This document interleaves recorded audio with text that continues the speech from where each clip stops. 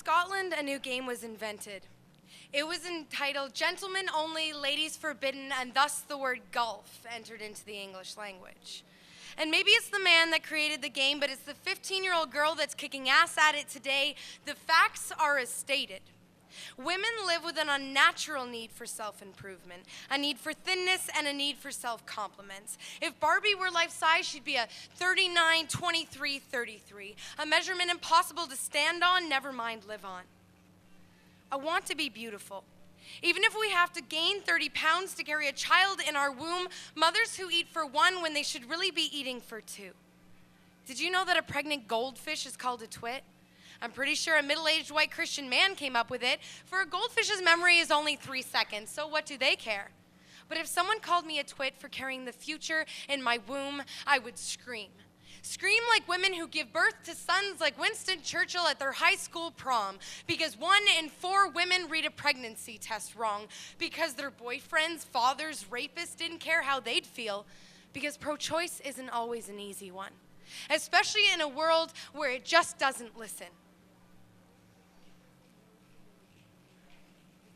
Fact is, it's illegal to be a prostitute in Siena, Italy if your name is Mary. But all other women are fine to sell their bodies without the state caring. Just like how it's illegal in Vermont for a woman to wear false teeth without written permission from her husband. Because permission is what we're supposed to ask for, what we're supposed to pine for. But the only thing I pine for is breaking the law from 1800s England when saying pants was considered a dirty word. And now I can say there's a pussy in my pants and I get an applause. Because we are strong women. We fight to be curvaceous figures to carry our newborn children. Know that they are safe because it's natural for us to be caregivers, love givers, bologna and cheese sandwich givers, hug givers, story time givers. Our breasts aren't size but nutrition. Our wombs aren't just places for penises but for children. A Saudi Arabian woman can get a divorce if her husband doesn't bring her a coffee, but a California woman can't marry another woman because the law doesn't see it that way, doesn't swing that way. Maybe that's why in 1976, a Los Angeles woman named Janine Swift officially married a 50-pound rock, because they take for granted that the one thing that bulletproof vests, fire escapes, windshield wipers, and laser printers all have in common is the fact that they were made by women for women. Run in a man's world where they take their name and they place it on our things, but we have burned our bras full of cup sizes and started watching women who mesmerize us and change the facts of our lives. But because I will not be one of those women who pees on a stick and waits for the result to tell me my self-worth according to the man, I will be a proud mother, a safe mother, one who doesn't need my name to be Mary for everyone to care about me. No, it's Amy. And I know that Canada's suicide rates are way too high for young gay teens, so I will defend their backs. And my friends will bind together, come together, because feminists can change facts.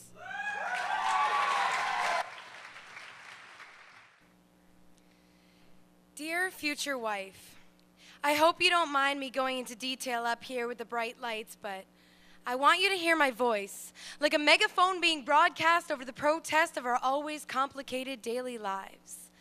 I want to first explain to you how with you I've loved like I've never loved before, and every Sunday morning breakfast in bed will seem as natural as the daylight streaming through our car window when I surprise you with the long adventures you'd forgotten to live up to. We'll go places you never got to explore before. And we'll never stop for gas. No need for small talk or saltwater taffy. Just the sounds of the ocean of the summer home I buy you for our 5th wedding anniversary. With me, your tensed-up body would be rubbed out nightly right before you drift off to sleep beside me. And I'll always say goodnight the proper way. With a brush around your cheek and a kiss upon your forehead, I'll whisper as though we're sleeping in churches with prayers I have for our love. And the coffee you smell when you wake will always be as crisp as the sheets. And I know I'll want you and never want you to wake up and inevitably leave me. I would kidnap you to create adult forts under our covers and hold each other as though we're paralyzed. But dear future wife, don't get me wrong.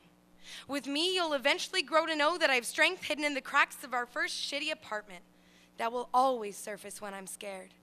And the skipped meals next week isn't because of you, but my insecurities that peep through the keyhole on occasion that leave me confused.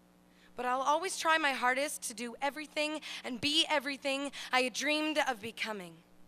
So dear future wife, If I wake you up in the middle of the night to stare at the man on the moon, just know it's because he's the only one that can show you just how much I love you. And I can't thank you enough for eventually finding me and returning the baseball back to its owner when you mended my shattered window of a heart.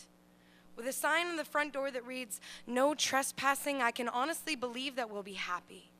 I'll always give you everything and everything that I have. Without confusing my reflection with June Cleaver, I'll be doing the housework in my finest high heels, but you can think of that later. So this is for you, my future wife.